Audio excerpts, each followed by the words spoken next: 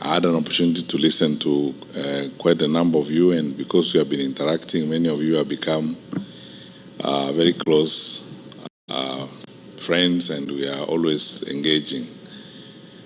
I will explain shortly what I intend to do in the next 1 year, 1.5 years. I am going to be on a listening mission, just such as I am today, meeting Kenyans in groups of 100 to 150 maximum, to have conversations with people about our country and about the thoughts I have and what I think would happen in our country. I'm not doing so because I do not know, or I do not have ideas of my own on what I think would happen. But I'm doing so because, quite frankly, I think a time has come for us to also change even the paradigms of how we manage leadership and how we engage public service, as it were. So I thank you very sincerely for this listening caucus this evening. That's how I'm looking at it. I have come here to listen. We need to change the top-bottom approach to public affairs, where leaders talk all the time, we give lectures all the time, as if we are the ones who know and others don't know, when in actual fact, the people we are supposed to serve are yourselves, and you have ideas and you know what you want to happen to your country. But for the short time I'm going to be here, I'm very, very grateful to you, wonderful people, for the time you have taken to be here. I'm happy that I've met some of you I've not seen for a long time. I think the 2 years I've spent at the bank, I didn't have an opportunity to move around, obviously because of the constraints of work. But now, since I started having these listening activities in the US and having meetings, I met a group of about 100, 150 people in Atlanta, just like yourselves. The other day in Texas, and now today I'm meeting with you, mainly leaders from this general area. So there are many things I could say. But Kathy, you speak for me in more. And Dr. Gola, the same thing. You speak for me too. And I will try as much as I can, if possible, to respond to some of the issues that you have raised and some of the points you have. But let me begin at this particular this, because I think I have a responsibility as a public leader to say that, or as an aspiring public leader to say that. Chinua Achebe, long time ago, before even some people in this audience were born, wrote a very small book entitled The Trouble with Nigeria. And the opening sentence of that book was, "The trouble with Nigeria is simply and squarely a failure of leadership." There's nothing wrong with Nigeria. There's nothing wrong with Nigerian water, Nigerian weather, or anything else. He said it's simply a failure of leadership. I think the first thing I would like to do tonight is something very practical that I've been dealing with in my own personal conversations with people since I came here. There are roughly, I think, about 300,000 or so Kenyans in the US, Balos, isn't it? About 300,000 Kenyans. When it came to registering to vote, probably about 10,000 or so registered to vote out of those 300,000 Kenyans. There are about 2 or 3 polling stations. And even then, when it came to the actual voting itself, I don't think 3,000 Kenyans voted in 2022. So let me begin by saying this to you. And even we, as the leaders or aspiring leaders, we can't love your money and the remittances that you're making, but we don't love your contribution. My first challenge to you, wonderful people, is that you need to participate in electing the leaders of Kenya, so that then you can hold people to account. So because I'm a presidential candidate, I took it upon myself to begin conversations with people on how we can make this happen.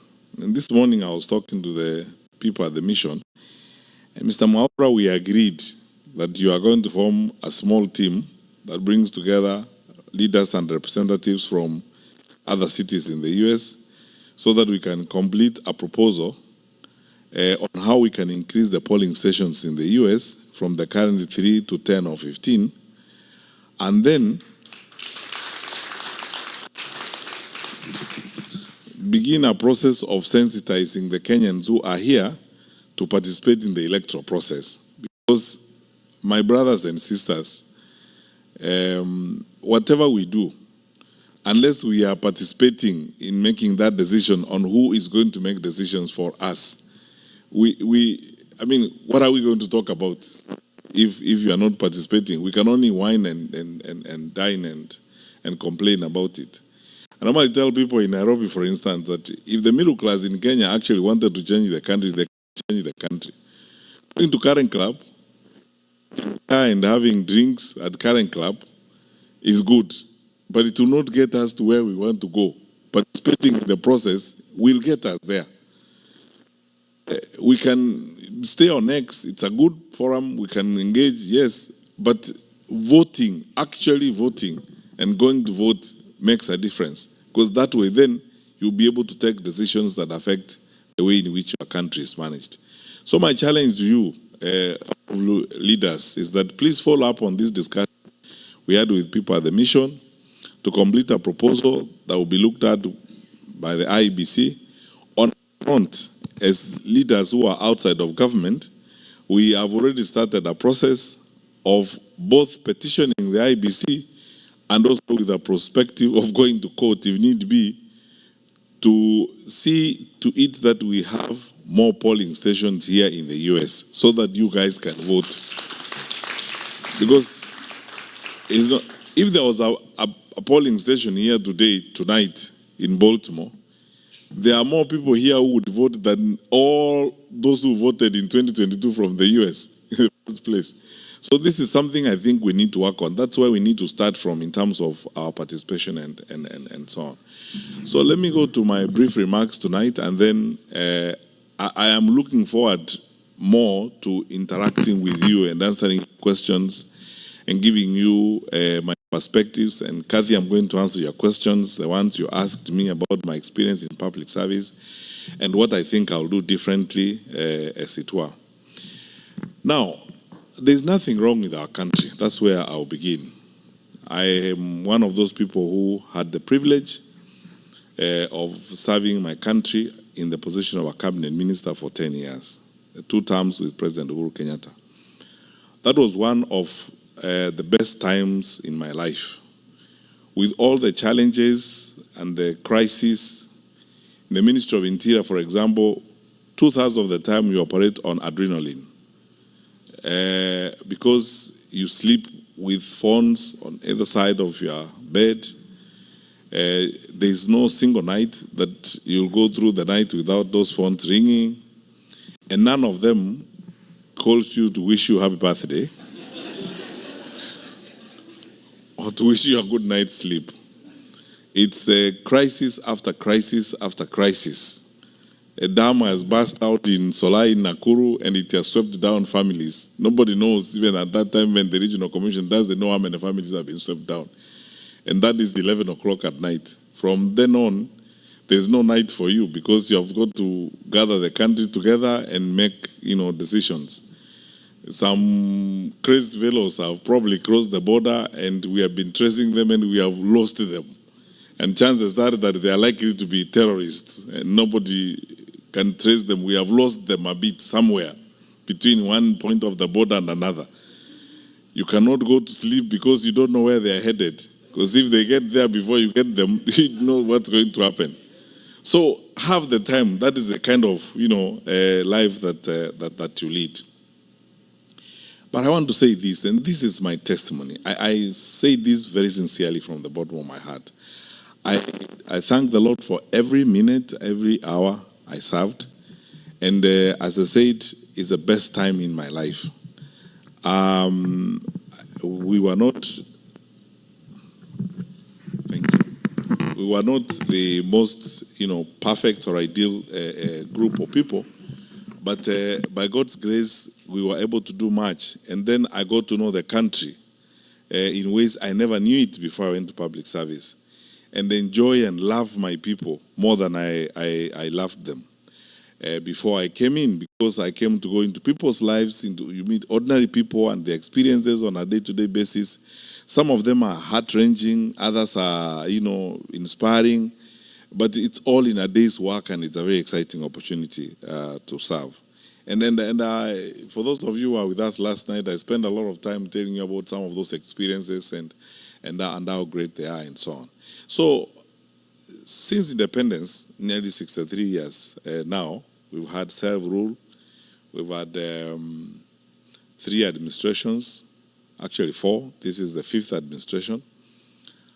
And in addition to peaceful transfer of power, we have been relatively stable, except for when we have had challenges such as we did in 2007, and when we have had security challenges of one kind or the other. We are the anchor state in East Africa, and on the Horn of Africa, that's how we are perceived. We are the most influential and probably consequential environment within the Horn of Africa.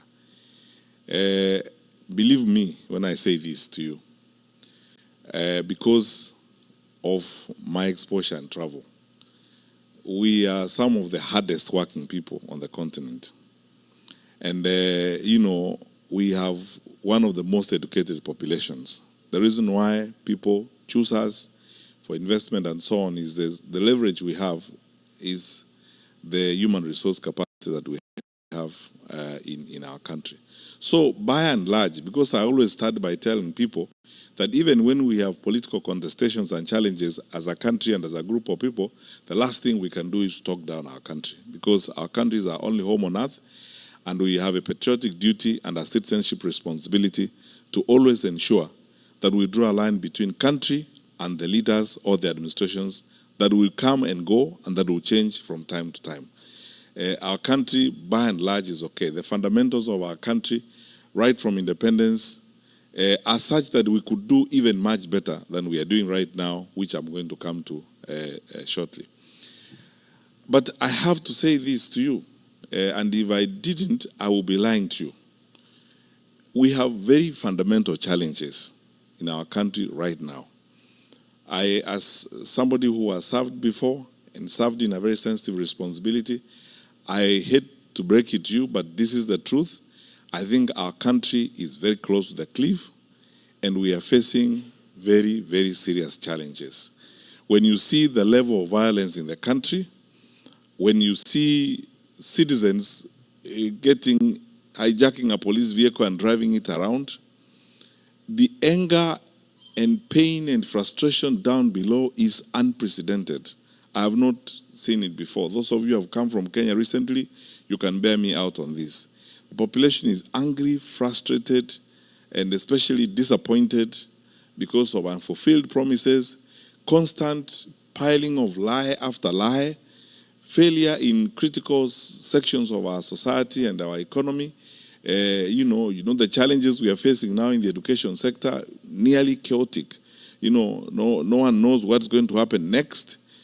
Capitation not going to schools. I am told, because I speak to a lot of principals these days, that schools are going to close a bit early because, of budgetary challenges and so on.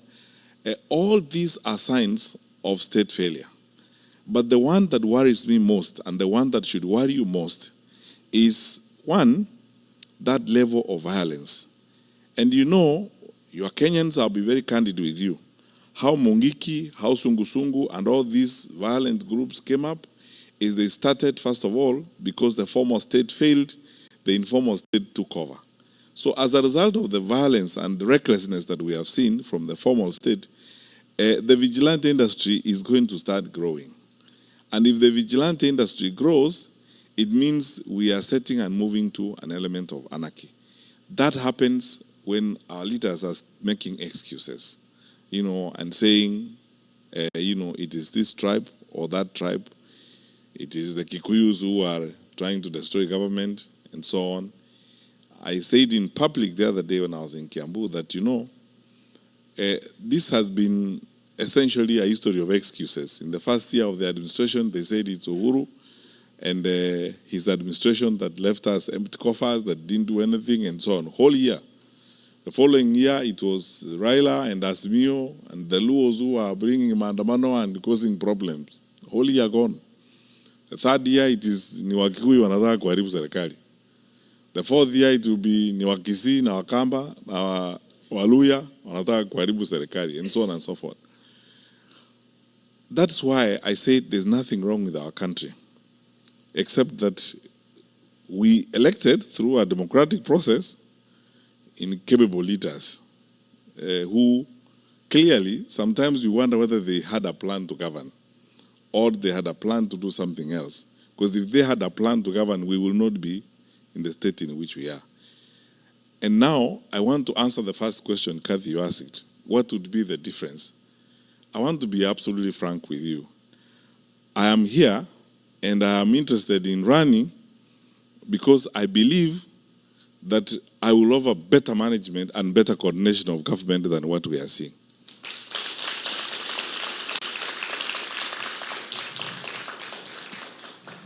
And why?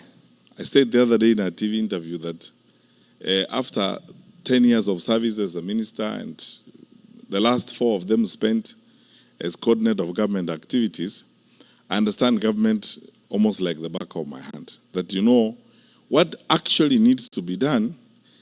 Kenyans are not looking for a government to cook 1 million chapatis for them. They are not looking for, Kenyans are not looking for a government to make the bed for them or raise the children for them. Or, the Kenyans are looking for a government that will do one thing. Just wake up in the morning, go put your ass on the chair and work. That's all. Do your work. And don't make excuses. When you're supposed to do the work, don't make excuses and say it's so and so, it's so and so.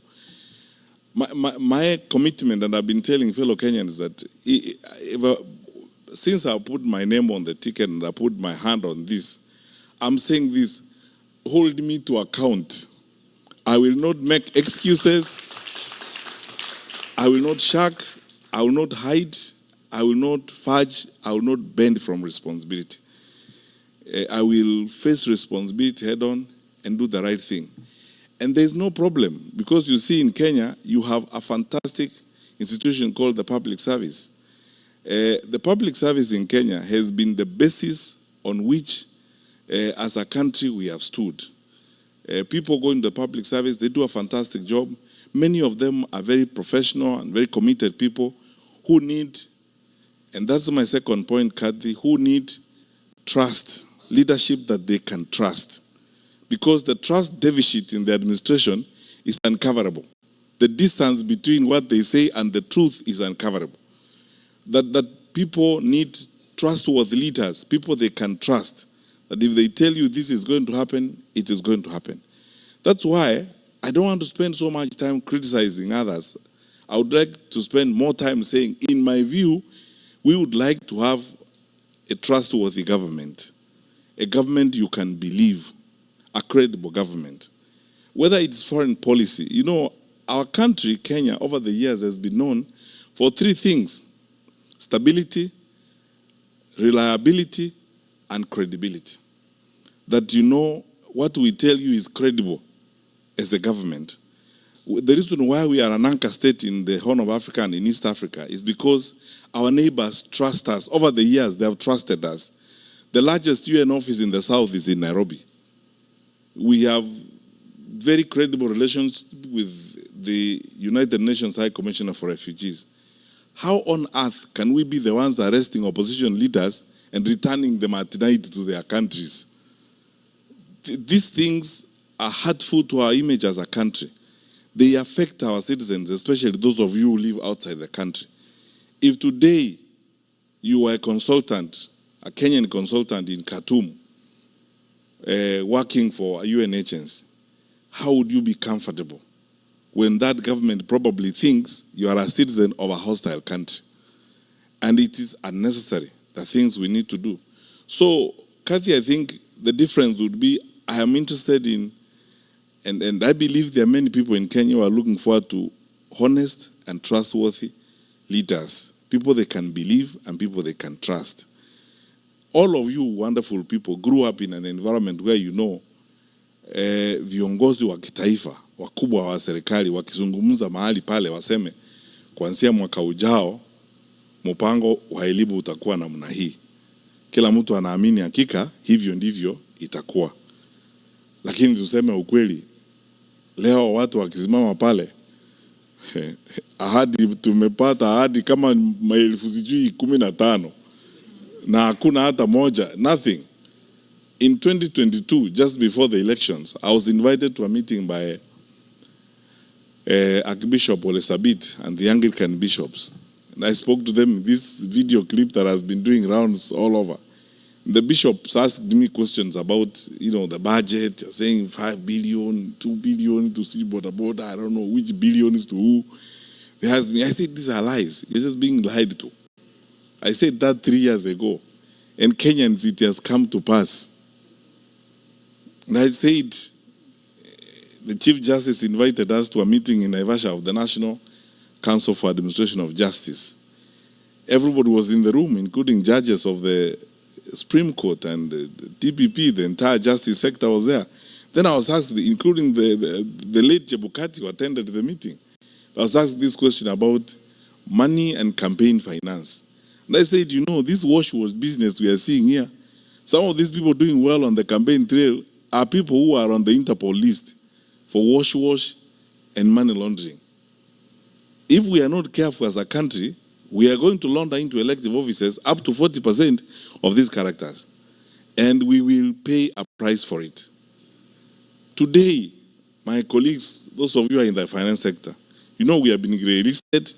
3 weeks ago, the EU also listed us as an insecure financial transaction environment. It has never happened since independence. And the reason why I was very surprised about that EU one is that we are the only country in East Africa on that list.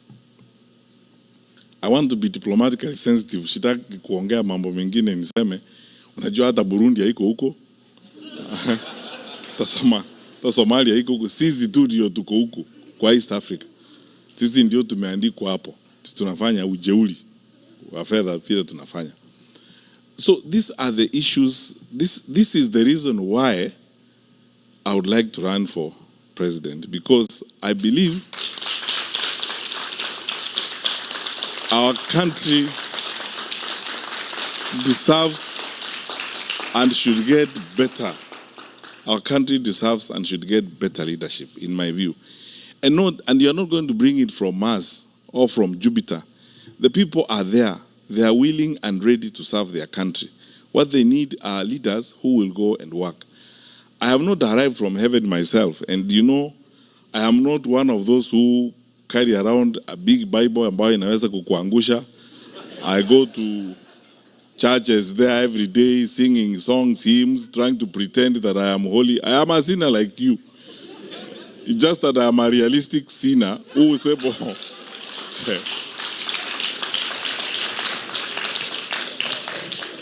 who would like to do his work and get his work done. That is it.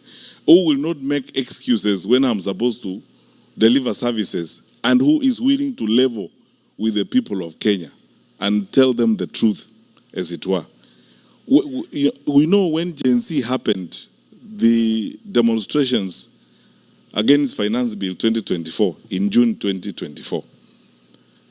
First of all, I asked very many people, and the privilege I have is that you cannot hoodwink me. I think, as someone said in this room, the late John Mijuki and myself are probably the most consequential ministers of security in independent Kenya. I was there for 5 years. I know our capacity and I know what we will do. How was our parliament overrun in broad daylight? And parliament is 2 kilometers from State House. So, and then MPs were scampering for life. What is shocking to me to this day, honestly speaking, and you Kenyans, this is something you should ask yourself questions and answer. No one has asked the question, what actually happened and why? Because in ordinary circumstances, we should have had an all-parties parliamentary inquiry, where all parties come together, have a parliamentary inquiry, In fact, if I was president that time, I would have worked with the leader of majority and worked with the speaker to have an all-parties parliamentary inquiry. Why? It would have given me an opportunity as president to listen to the Gen Z and to have an opportunity for them to ventilate so that I understand what is actually going on, have the parents come there, and it would have given us an opportunity as a country to do deep dive and soul searching on what we had not done that caused Gen Z to get to that point. So, we did not do it because viongozi wa kitaifa think they know everything. Then 25th June came, 2025. We lost more lives. Then Sabasaba came. We lost more lives. And my brothers and sisters, we cannot continue that way. That is not how we are supposed to live. And in all that, you can see irresponsibility, dereliction of duty, recklessness. And it's best demonstrated by the language you have heard leaders use and the sentiments that you hear leaders using. I was shocked in this day and age, 63 years after independence. There's somebody who talks about tribes. Where do you live? I mean, those things, nobody talks about those things anymore. I asked some friends last night where we were having dinner. Which one of us goes to hospital in Kenya and you are sick? You are very, very sick. You are shivering in your car. But then you ask people, please check on the list, what's the tribal background of the doctor on duty before I go in? Because you just get in, you are treated, and sometimes you don't even know the ethnic background of the fellow who's treating you. But until you are treated, you go away. Why should it matter? When you walk to a bank, for example, in Kenya, you go to Equity or a family bank, you want services, you go to the teller. Do you first of all ask, by the way, where do you come from? Before you ask your money. It's transactional. You just fill out your papers or you discuss your loan and you go away. It doesn't matter anywhere else. Why should it matter when it comes to making decisions on the leadership of the country? It's because some of us tuko na shida fulani sijui ni ya kurogwa ya huko nyuma, which we should never ever ever as a country accept. And that's why the young people in this audience who are listening to me, Gen Z is an opportunity to step into the third wave or the third generation of leadership in Kenya, modern Kenya. This is what is going to give us. This thinking and this approach is what gives us a modern country. A country where the content of your character matters more than your surname. You know, the values you hold, the delivery of services is more important than your surname. Because all those primitive things where your surname is supposed to lead you somewhere, so that if your name is Omolo, then I make a decision whether or not you should pass through this gate. That time is gone.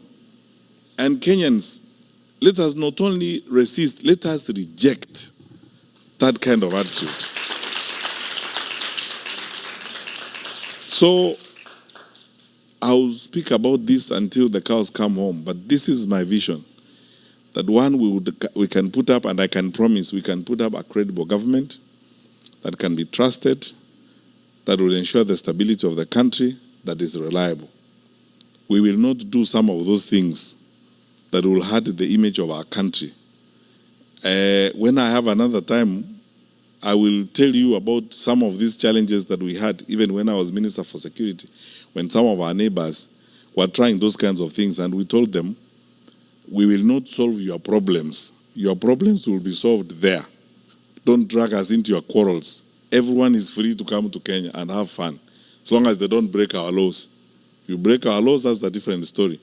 But if you're just coming to do business in Nairobi, have a girlfriend in Nairobi, do whatever, you are free. Do business here, put up a whatever, that's fine. That's what our country is supposed to be. Because we want to be honorable and respectable members of the international community. And we are signatories to all those conventions, including the protection of human rights and stuff like that. That's what I hope we would do as a government. We would sit down and reorganize the education sector that is chaotic. Imagine, how can you not be frustrated if you are a young university student? You don't know when you're going to get help to start with. You don't know when the semester is beginning or ending. You do not know whether you're going to do exams or not. statements fly left, right, and center from the ministry on your faith. You don't know which one to believe. The one that came out today, the one that was made by the minister, or the one that was made by the president. You don't know. Chaotic. How are you supposed to live your life? Yet, you know, in a sector like that, you're supposed to have a sense of predictability to move forward.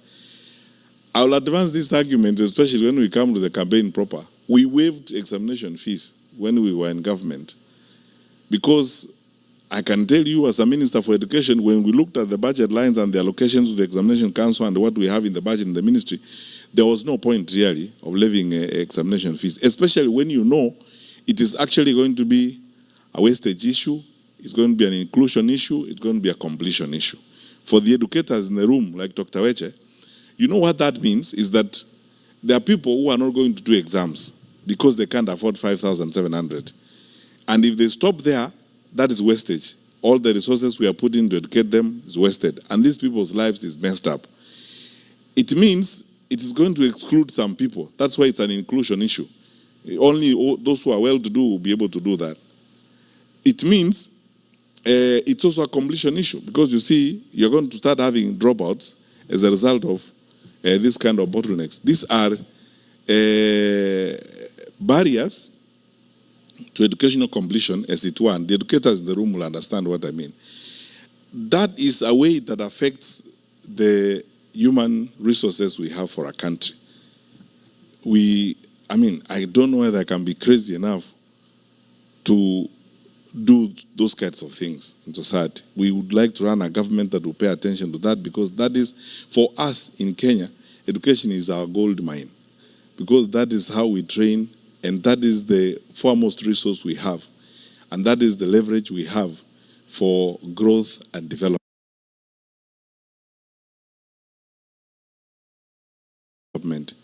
Go anywhere in this world, you will find Kenyans there, educated Kenyans working in all these international organizations. Sylvia, my colleague, is here. From next week, I'll call her my former colleague when my notice for the bank expires, from the World Bank. And they will tell you, there we have several economists. We are actually one of the few African countries, I can say that authoritatively, that have contributed significantly to the capacities that you have, even at the bank here. It's because of our education. That is one thing we cannot miss. We need to address it, and we'll sort it out. We will secure the country and ensure that, you know, it is yani ni aibu ya ajabu. The people are walking around in the capital city of our country, in the capital, not only in the capital city of our country, carrying rungus and the sticks and kicking doors, businesses, and so on. There are banana republics that are better than that. We cannot allow that. My brothers and sisters, let us all come together and ensure this does not happen as we go forward, so that we strengthen ourselves and strengthen our country. But you know, finally, and this is the last segment of my remarks tonight, I have not lost hope, and I will not lose hope in my country. And I want to ask you, wonderful people, because when there are challenging times like this, it's very easy to be tempted to lose hope, to give up on your country.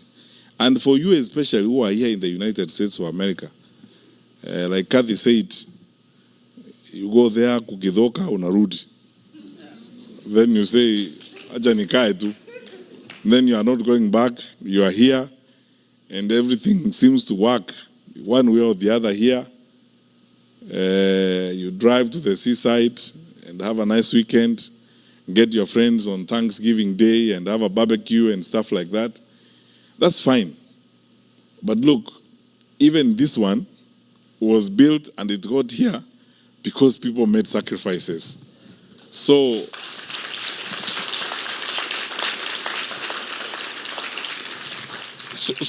it is our turn to make sacrifices for our generation, so that our children and our children's children will find a Kenya that is like this one, so that other people will also come to our country and never wish to leave. because they will find that our country is also very nice, and it can happen. And the reason why I have this hope is because I can speak with authority. I know my country. I know my people. I know my fellow citizens. We are better people than this. My country is better than this. What we are seeing and the behavior of the people you see in administration and so on is not who we are as a people. That does not reflect the true picture of Kenya. I don't know about you, but look, my friends, I have been in the public service. I have seen police officers cross swollen rivers with examination sheets on their heads or on the side, walking through. They're not paid additional fees for that, protecting those papers and ensuring that those papers are not messed up. During Corona, I went to some place beyond Embakasi to thank some Kenyan women who had decided on their own volition, nobody asked them, government did not ask them, to cook for police officers who were manning the roadblock at that time. Two of them lawyers in Machakos. They had come together, organized themselves, and they were supplying food to those police officers, cooking for them every day. They actually created a makeshift kitchen. The government did not give them budget to do that. They volunteered, they mobilized women, and they were cooking for the police officers there every day. I went to Limuru at 1 a.m. at night, one time, with my colleague Mutahi Kawe, who was then Minister for Health, to a police roadblock. And I found women from the local shops serving those police officers with tea and bringing bread. Government did not ask them. The Kenya Association of Manufacturers, Phyllis Wakiaga and Company, putting private sector people together to contribute water tanks for police stations and soap so that police officers can wash their hands to deal with infection at that particular time. I have seen with my eyes how Kenyans turn up when we have a disaster, donating blood, when we call for food donations, when we have a challenge. Kenyans turning up in their numbers to contribute food. During Corona, we wouldn't have succeeded were it not for the big support we got from the private sector.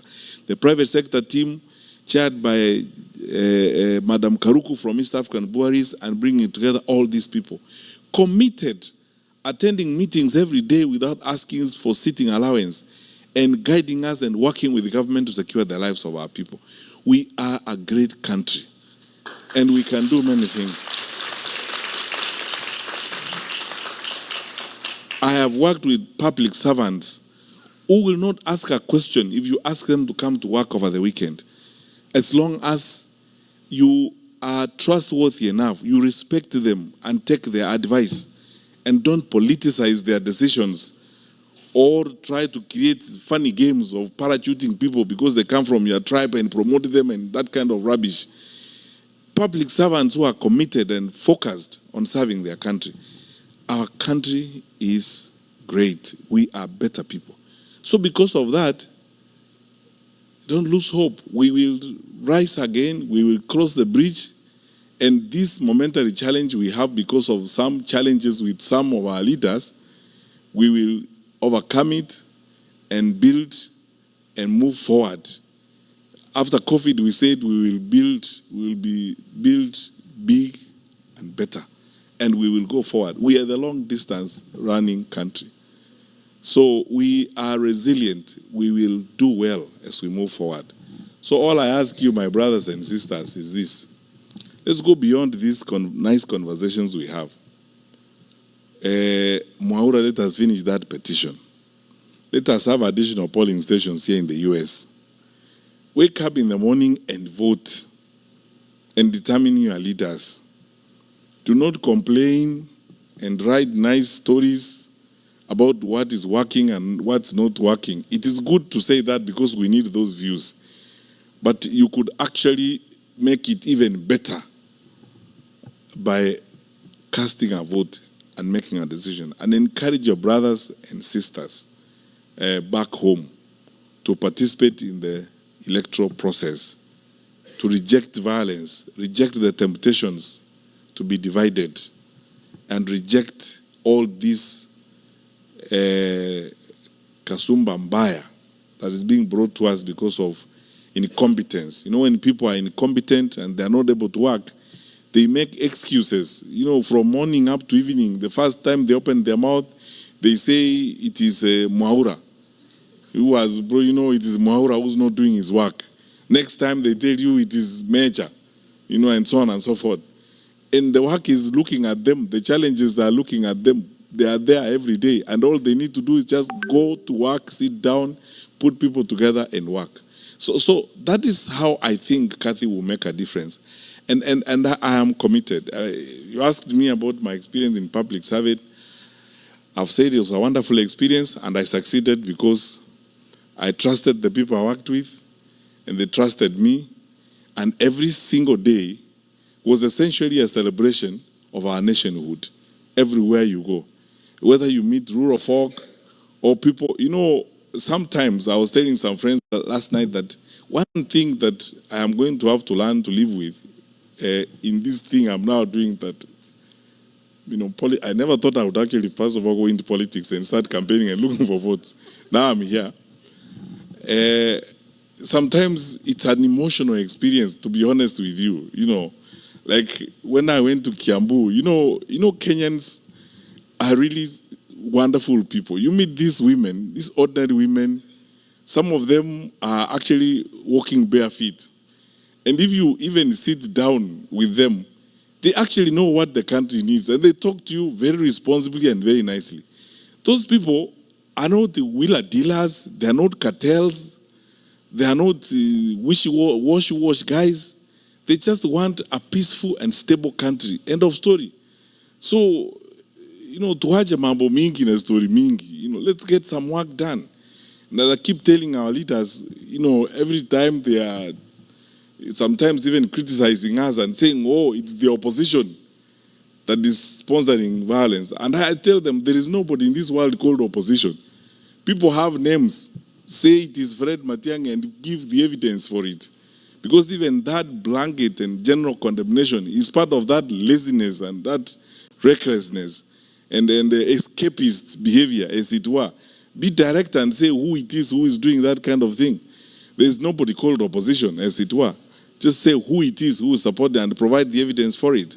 We are a mature country. We are better than this. We can do a lot of good things as a people. So, my wonderful people, join us, those of us who are walking this journey to making Kenya an even stronger, better, much more stable environment where we are all proud to be. Because I can guarantee you and I promise you, if we stick together and work the way we are working, our better days are ahead of us. So, our better days are ahead. So let's work together. I'm asking each one of you, when you have registered to vote for me.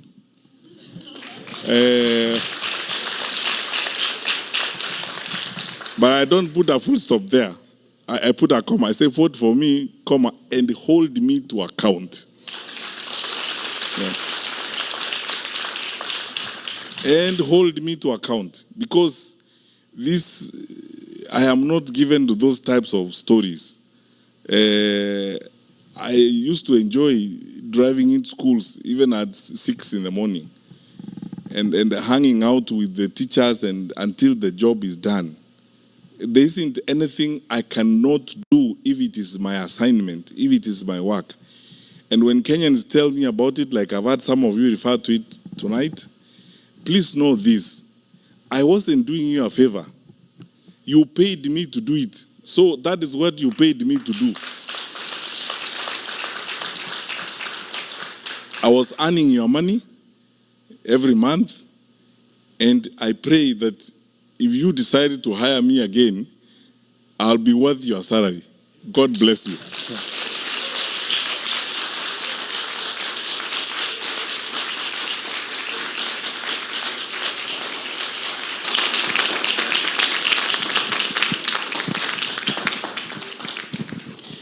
Thank you, sir. We can get seated.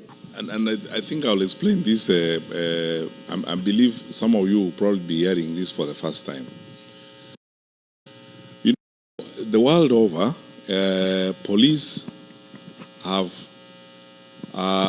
what we call the foundational conduct of police is actually based on what we call the theory of training. In many countries, especially in communist-related countries or in Eastern Europe, police are trained to suppress the population, or they are trained in some cases to do work that is essentially militaristic and so on. Many civilian countries, especially democracies like ours, we train our police for purposes of just law and order, preserving law and order and tracing or investigating crime. So I'm saying this because even when I was in the Ministry of Interior, I was invited several times to Parliament to address these issues like extrajudicial killings and forced disappearances and so on. And I kept telling, I would tell members of Parliament, and I would tell you today as Kenyans, and please, this is the fact of the matter. Our police and our security, our domestic security teams are not trained to suppress the population, or they are not trained to control, or as I said, brutalize the population. That is why our police system is civilian supervised, because the minister is a civilian, the president and the National Security Council in most cases is populated by civilians. Our security teams are civilian supervised. They're supervised by civilians, not trained security people as it were. And because of that, the police developed the elaborate document called standing orders. The police have got standing orders. And the standing orders basically is the code of conduct for the police. It is because everybody realizes that sometimes there may be individual police officers, and there have been cases where individual police officers have acted beyond the law or beyond their powers under the law.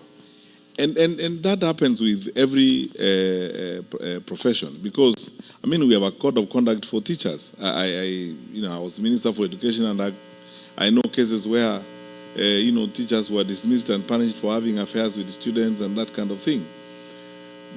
Because of that, that is why I normally say we have to drill down on these issues in a very specific manner. And that's why we call for accountability. And in cases where investigations have been done and culpability has been established, police officers have been jailed, and some of them have been punished. In cases where some of them have even been charged with manslaughter or even murder in that case, or execution for that matter. That's why on this particular issue, if you ask me what's my take on it, I have been calling for accountability. Let there be accountability for what has happened. And by the way, no one should tell you that we cannot get to the person who actually shot that person. Because you see, these teams move in the command in small groups as platoons and so on, and they are assigned particular areas when they are given assignments in the morning. So we can actually, there are many other things. I don't want to look like I'm betraying my former colleagues, senior security officials, but there are ways in which it can be established. You can drill down to the actual officers who are involved in those particular acts, and they are brought to book. They are punished. And if we don't do that, then we will have a rogue, security system. The reason why we always insist on accountability is because that is how civilian supervision is going to restore and ensure dignity in the policing of the country, as it were. Let me give you an example. A number of times when I was minister, I had these experiences, and let me give you practical examples. A boda rider was killed by some police officers somewhere in Marani or somewhere there. And then I was invited to, because the matter became, problematic, so we were invited to investigate the issue. I went there with the Inspector General of Police. There is a unit we used to call the Internal Affairs Unit. And we drilled down to a point of actually getting the people who are actually involved in that particular incident. So it's possible, it's very possible to drill down to the respective incidents and ensure this is done. What is my take on how Gen Z are expressing themselves? I don't know of what kind of country we want to have where people don't express themselves. I've given this example before, and please, if you don't mind, you can indulge me. I give this example. When I went to education, I used to insist in schools, when I'm going to schools, especially for Parents' Day meetings, that let us now listen to even the students. Because, the general tradition of conducting affairs, in schools is you have a Parents' Day meeting, and, everybody, tunakula pilau, people stand up and go, and the students don't say a thing. Yet, actually, we have gone there for students. Educators in the room, like Dr. Weja know, that listening to the voice of that is where inclusion begins and ends. So I went to one school and I told the principal, I want to listen to the students, give them a mic, let them also ask questions. And this girl asked a question, almost drove me to tears when she looked me in the face and said, and this is a girl who was in Form 3 or Form 4, told me, Minister, we work so hard in some of our schools. There are schools where people steal exams wantonly. And we know the basis upon which people are admitted to the Faculty of Law or to medicine and so on is on the basis of the grades they have. Now, those of us who are not able to steal exams are disadvantaged. What are you going to do to ensure that this does not happen? We were being called to account by our children, as it were. What is going on, honestly speaking, is something we can deal with less force, less arrogance, and so on, because there is nothing unusual or nothing extra that is being asked. What this is voice, the Kenyan population, they may be young, they are voicing themselves, they're saying this, they're voicing concerns and raising issues. Why don't you address those issues, as it were? And find answers. Where we don't have answers, we can contribute and say we don't have the answers, or bring them on board. That's why I've been saying we must be as open as possible, because we chose democracy. Why did we choose democracy? We don't want to listen to each other. We chose democracy. That's where I think, personally, I have a problem. That we are not listening. Let's listen to the issues that are being raised. Some of the issues that are being raised by Gen Z are straightforward matters that you can see, like recruitment and so on. If you need 200,000 shillings or 300,000 shillings today to get that letter of employing a teacher, 300,000 or 200, where are these guys going to get that money? And this is what they're asking. They're asking for, equity. They're asking for objectivity, meritocracy, and these straightforward issues. Why should we even debate them in the first place if we are serious people, in our society? So my view is, and then that is a position I've held for a long time. It's not just for this circumstance. Let us listen to one another. Let us listen to the younger part of our population. And I noted the other day in an interview that 70% of the Kenyan population, 70%, 7 out of 10 Kenyans you will meet are below the age of 35. So the 30% are the ones now sitting on these 70%, as it were. And if we are serious people, honestly, and I believe we are, shouldn't we be spending our energy and time on this 70% of the population? And if we are serious about what we believe, and these are the people who should be investing more of our energy, because this is the way the country is going to be in the future. Some of us are facing the door. These ones are coming in. Isn't this the part of our population that we should be spending time? And when they ask questions, we brutalize them, or we think it's not necessary for them to ask questions. So my view is, and lastly on that particular matter, there are many things I will, when I release my manifesto, I'm going to point out, for example, a program that I would like to encourage Kenyan leaders to espouse. You guys are living in the US. You know something called the White House Fellows Program. The White House Fellows Program is one of the most famous programs that has trained leaders in this country.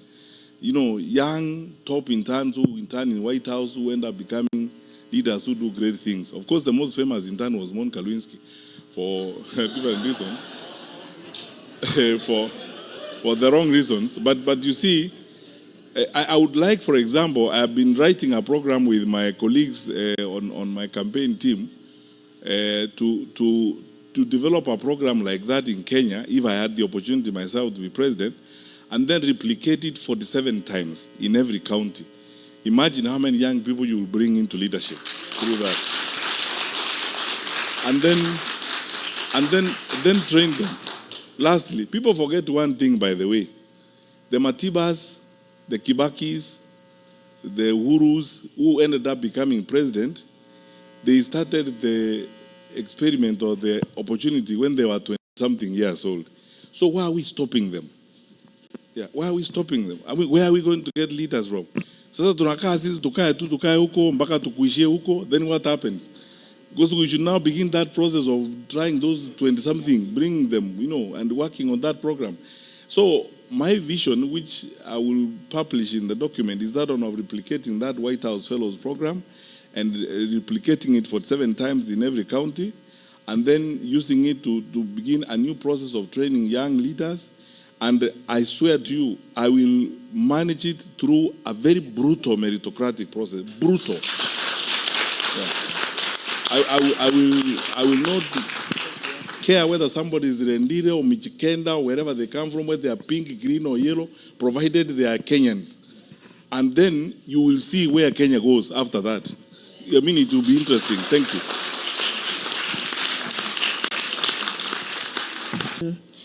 How will you hold President Ruto and his out of office and the complicit politicians and police officers accountable for over 94 deaths that have occurred at the protests that have occurred since last year and now? We want to see him jailed. That's what we want. We want all of them held accountable.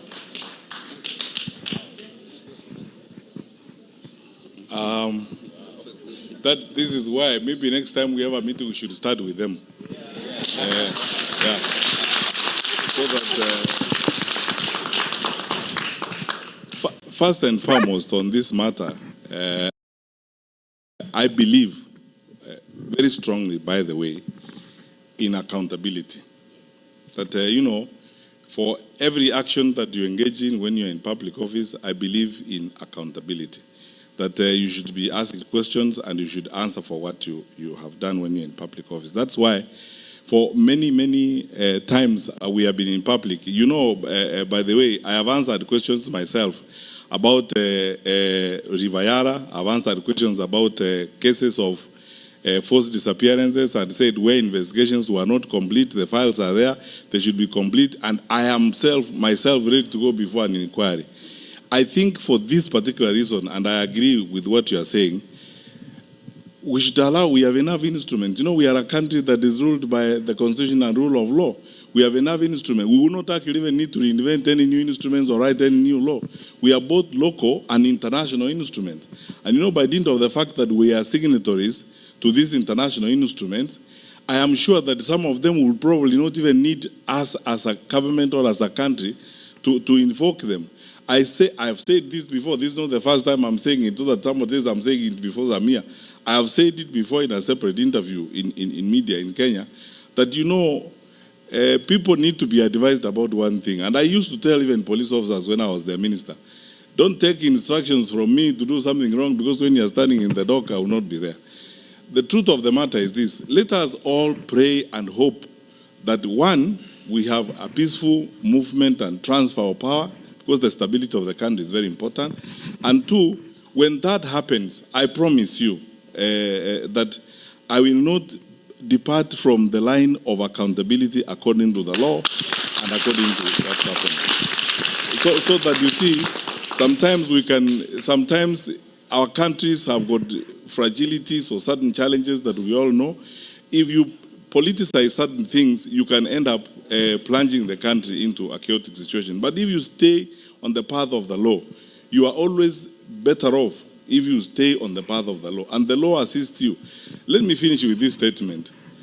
The former head of public service, Mr. Francis Mudaura, when I was in government, we used to have challenges of one kind or the other. So I like consulting these wazes, sit down with Mudaura. And Mudaura told me one thing that I will never ever forget. He told me, Minister, if you actually lived by the law, you decided to yourself when you wake up in the morning, you are going to respect the law and you are going to follow the law, you will be a very peaceful man, because you will have nothing to worry about. Because the law makes it easier for everybody, for those who are aggrieved, for those who have been accused to do the right thing. So I think my view is, let us pray even as we part. Let us pray that we have a peaceful arrangement, and through that we ensure that the law and the